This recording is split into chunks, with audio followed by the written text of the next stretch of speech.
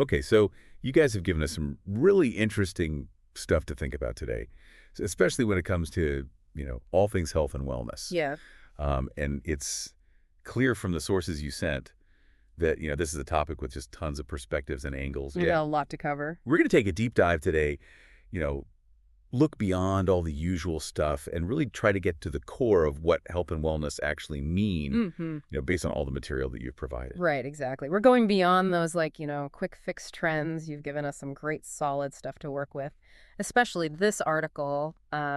It's called Health and Wellness from PMC, Oh, yeah. PubMed Central. I've seen that one. Yeah, and for those who don't know, PMC is this amazing resource for like peer-reviewed scientific research. Oh, wow. So, we're starting with a really credible source here, a great jumping off point. That's awesome. And so this article, it starts by focusing on an area where wellness is getting a lot of attention these days. And that's, the veterinary profession. Oh, interesting. Right. So it talks about all these huge stressors that vets deal with on a daily basis, like, those super long hours. They never know what's going to come through the door. Right. Totally unpredictable. Exactly. Yeah. And then there's, the emotional weight of caring for animals Oh, yeah. and their honors. Yeah. It's a lot. And then on top of that, they have all these financial pressures, like running a practice and staying up to date with all the latest medical advancements. It's constantly evolving. It really is. Oh, and it even brings up a really serious issue that's been in the news a lot recently, professional burnout, Yeah. among veterinarians. So it paints this pretty intense picture, right? But then the author asks this really basic question. It says, but what exactly is health and wellness? Yeah. That's the million-dollar question, isn't it? It is. Oh. And that's exactly what we're going to try to figure out today in our deep dive. Absolutely. Well, the article does something really smart right off the bat. It goes straight to one of the most important definitions of health, and that's the one from the World Health Organization, the WHO. Yeah, of course. Back in the 1940s, they said that health is a state of complete physical, mental, and social well-being, and not merely the absence of disease or infirmity. It's kind of a mouthful, but it's a classic. I mean, it's been around forever. And the article mentions that this definition, has caused quite a bit of debate over the years. Oh, definitely. It's not without its critics. Right, like that word complete. Mm. It's a pretty high bar, don't you think? It's a very aspirational definition. It almost suggests that we should be striving for this perfect state of well-being, which, let's face it, is probably not realistic for most of us on a day-to-day basis. Yeah, like a life happens, right? Exactly. But here's what I think is really important and what the article emphasizes. This definition was revolutionary back in the 1940s. Oh, yeah. It completely changed the way people thought about health. It wasn't just about whether you were sick or not anymore.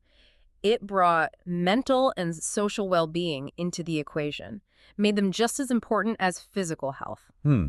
Yeah, that makes sense. So it was a huge shift in perspective. Right, so it's not just like, is your body working properly? Right. It's also, are you feeling good mentally? Yeah. And do you have strong connections with other people? Exactly. It's all connected. Wow. And then, to really flesh out this broader view of health, the WHO also went on to say that there are all these key factors that influence our overall well-being, like things that are kind of outside of our individual control. Oh, absolutely. They highlighted the environment, both our social and economic environment and our physical environment as playing a significant role in shaping our health. And they also pointed to individual characteristics and behaviors as important factors. So it's not just about what you do as an individual. It's also about the world around you.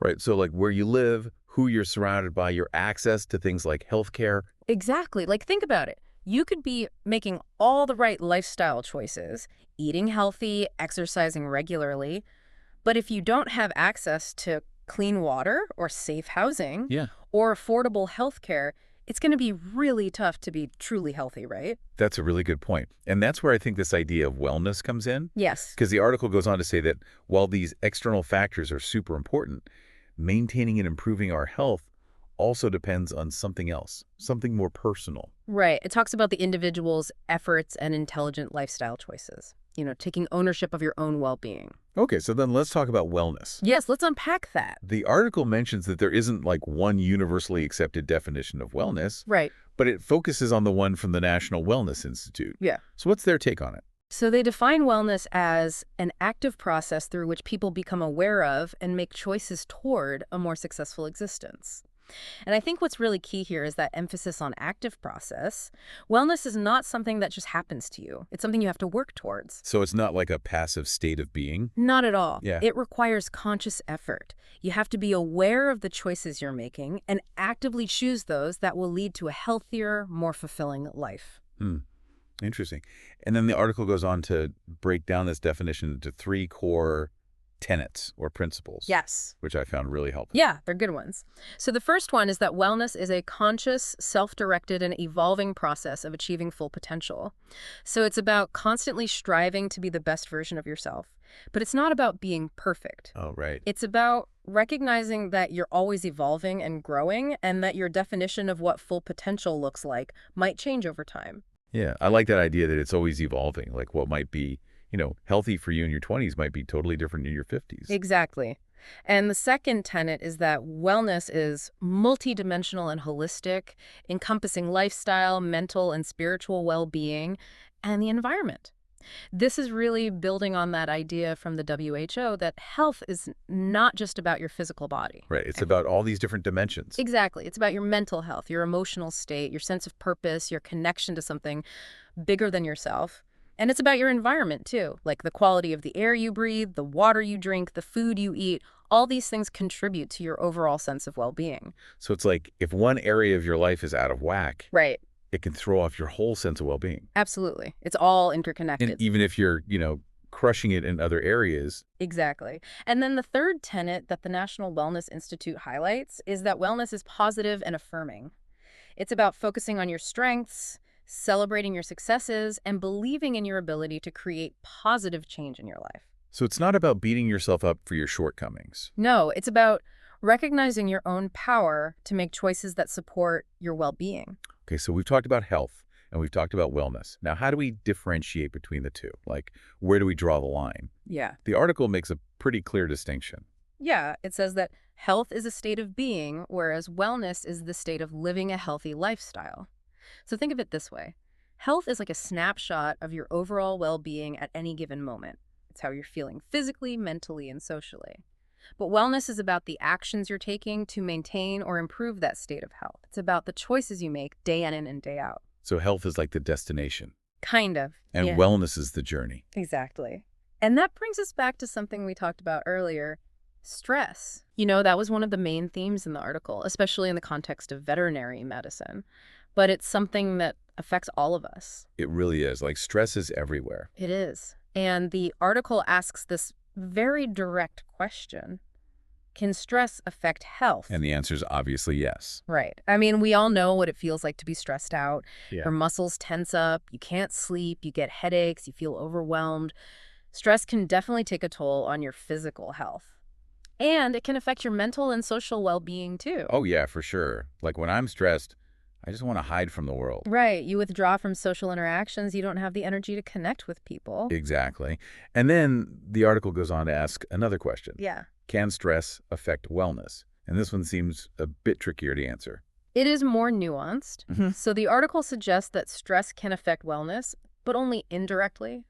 Like, it can impact your perspective, make you feel negative or pessimistic. Oh, I hate when that happens. Right. And it can also sap your energy, making it harder to find the motivation to do the things that support your well-being. Like exercising or cooking a healthy meal or even just, calling a friend. Exactly. When you're feeling super stressed, it's easy to let those things slide. It really is. Yeah. But then the article makes this really important point that I think is worth emphasizing. It says, wellness is always a matter of choice.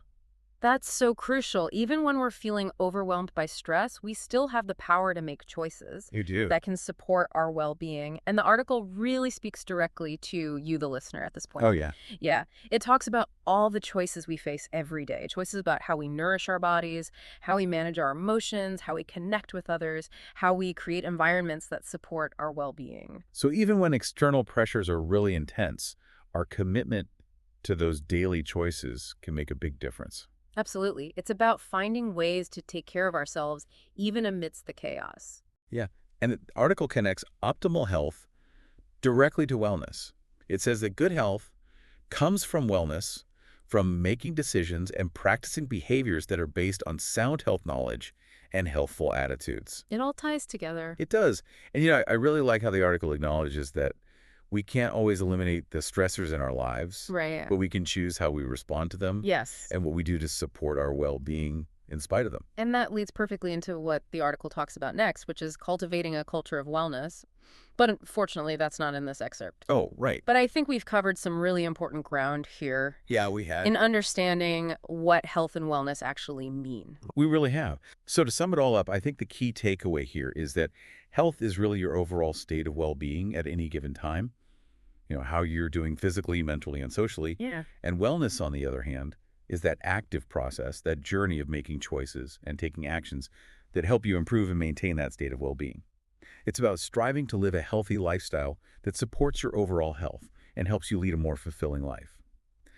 So I think both the WHO's definition of health and the National Wellness Institute's framework for wellness give us some really useful tools to think about all of this. They really do. And that leads me to a question for you, the listener.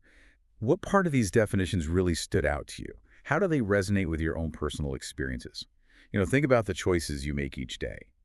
Do you see a clear link between your current state of health and how actively you're pursuing wellness? Yeah, that's a good question. And since we're talking about wellness as this active and evolving process, what's one small conscious choice you can make today to support your own well-being? Something you can actually put into practice right now. Just a little food for thought as you go about your day. I like that. Thanks for joining us on this deep dive. Yeah, this was great. We'll see you next time. See you.